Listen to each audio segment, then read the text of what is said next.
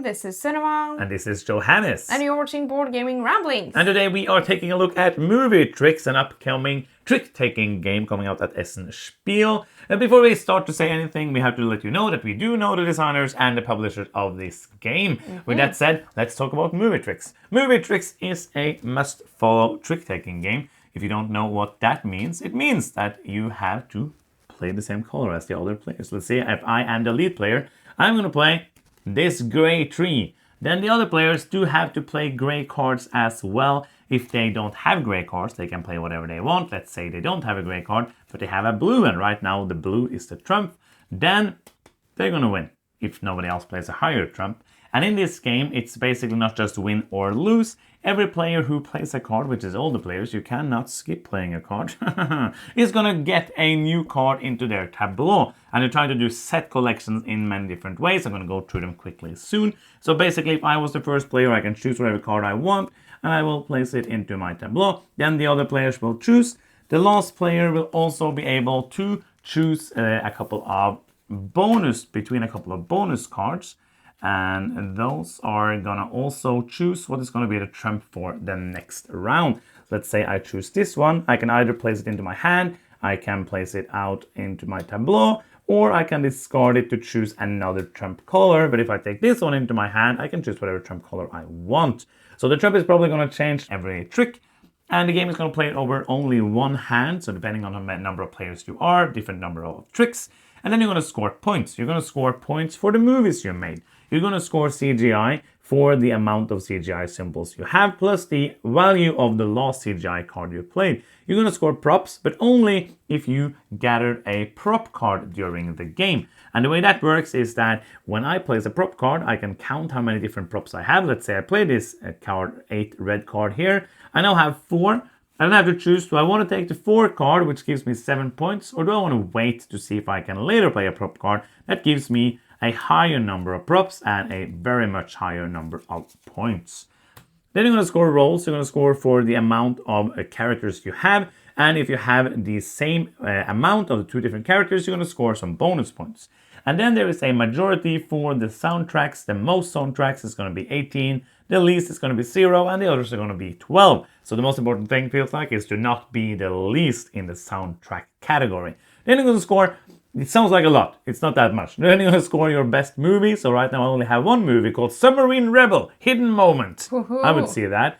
And you're going to count up the value of all those 4 cards. That's going to be your point for that. And then you're going to score your worst column. So right now I only have 1 card in my CGI, which is worth 5. So that's going to be 5 more points. And the player with the most points is going to be the winner! Yes, that is right. Let's talk about Movie Tricks. This is a very easy to get into trick-taking game. It's fairly simple, but in a good way. Yes. So I feel like you can introduce people to trick-taking with this game, but also it has enough interesting decisions that also people who enjoy trick-taking, like ourselves, will enjoy it. I think this is like the greatest strength of this game. Is that there is enough different combinations. The first time you play, if you play it with somebody who haven't played trick-taking or set collection at all, it might be a bit overwhelming, but there is this kind of family variant you can play with as well to ease people into the rules, which I think is great. I think this is the biggest strength. I think that, and I love the fact that it's a 30-minute game, 20 to 30 minutes. It is only one hand. Yeah. Even though I love trick-taking games, sometimes I feel they're too long. And this one never outstays its welcome. If this would have been 2 hands, well, you would also have way too many cards. Yeah. But because it's this set collection thing, it makes so much sense that it's only 1 hand, 13 tricks in the multiplayer game, and I think 10 or something, 7, 10, 13, something like that in the less player, 7, 8, 9. Okay. 10. Numbers. I think that is really great. Yeah, I agree. The cards that you get in the beginning of your game is the cards that you're going to play. It's not like some switching around or something, and you might be like, oh, but what if I only get high cards or low cards or whatever? I feel like it isn't a problem because the trump changes. So if you have a hand with no grace, for example, then it could be actually a strength, because then you can be able to not follow suit sometimes, and that might be an advantage in this game. And also the fun thing in this game is also to decide kind of when to win and when to lose a trick, because as you mentioned, when you are the worst at the trick, you also get one of these bonus cards. So sometimes I don't want to win because all of the cards are kind of good for me. It doesn't matter, or I don't think I'm gonna win. So at least then I'm going to try to get that bonus card, which also I think it's a nice thing. One thing I didn't say in the overview, which I forgot, which is very important, is that the cards that are played in the trick are the cards you will win next round. That is another thing you have to think about, because sometimes I'm going to be like, oh, but there's been so few prop cards. Now I really want a prop card. I have this great prop card. I can play that now, maybe even try to be worse, so I can try to change the trump, and I will try to win the next trick, so I get to choose that card. And there's many different things to think about. This game is obviously, and I know the person who made it, is obviously made by somebody who loves trick-taking games and had played a lot of trick-taking games, because it does a lot of the things that the great trick-taking games does. It's not too long. It does have the thing where it's not like, oh, I got great cards, I will win, or I got bad cards. And I really like the fact that the trump changes.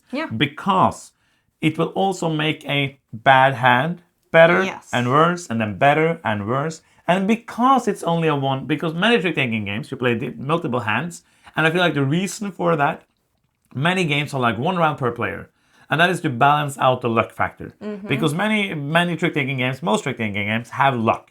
And this one has as well, but less than many because it changes so much. So it's basically simulates the fact that you play multiple hands in only one hand. I think it's very, very clever. And I think it's cool that you're making these funny film titles.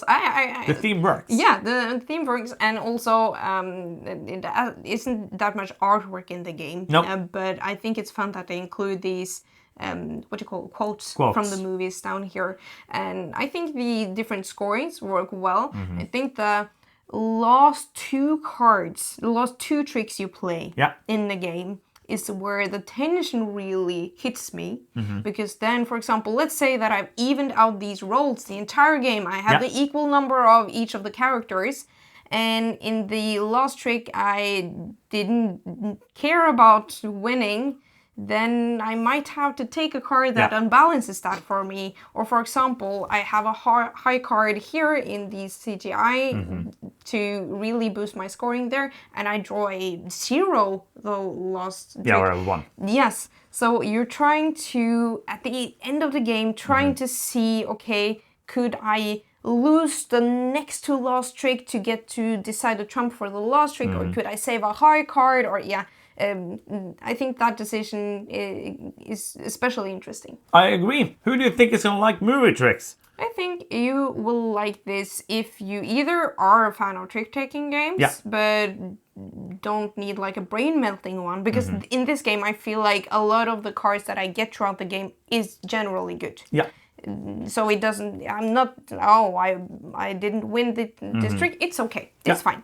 But I also think this is a great game to kind of dip your feet into the trick-taking genre. 100%.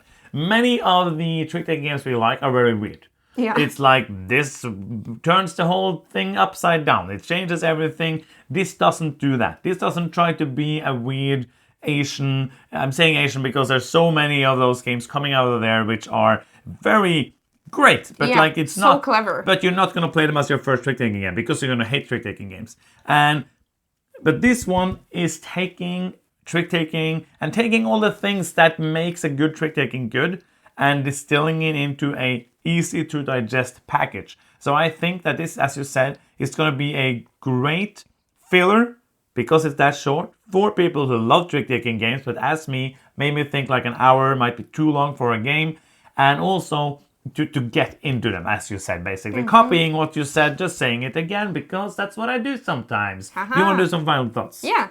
I think this is a fun trick-taking game, and I think that it's not my favorite trick-taking game. Not at all. I think we have multiple trick-taking games that does something extraordinary that I really love, and I come back to that for that specific trick-taking feel. But as you touched on in the beginning of this review, this has the great thing that it's so simple in a good way, but still interesting for me as like an experienced trick-taking player. 2 years now we've been playing trick-taking games. But also, as you said, sometimes those other more intricate trick-taking games can take a lot of time to get through, and this isn't a game that, for example, I'm not coming up with a great example here, but for example, Bottle Imp. Yeah. First time we played that, we made like some aha moments. Oh, okay, so this was a really bad move. I should do this instead. And you have this learning curve. You don't need to have played this a lot of times to have a chance of winning. That's and true. I think that's a strength of the game. Yeah. Oh, rating. I'm going to give this a 7. Okay. Movie Tricks, I think is a great game. I think, as you said, it's not my favorite trick-taking game, but it might be one of the easier ones to get to the table. Yes. It is one that I know I'm going to play again. Yes. Because it's so easy to teach. There's not many hoops and but if you play the tree upside down, then you have to go to the toilet and drink water. It's not like, that's how many of these games feel. And I think that's fun. But here, I really like the way they've done this game in a great package.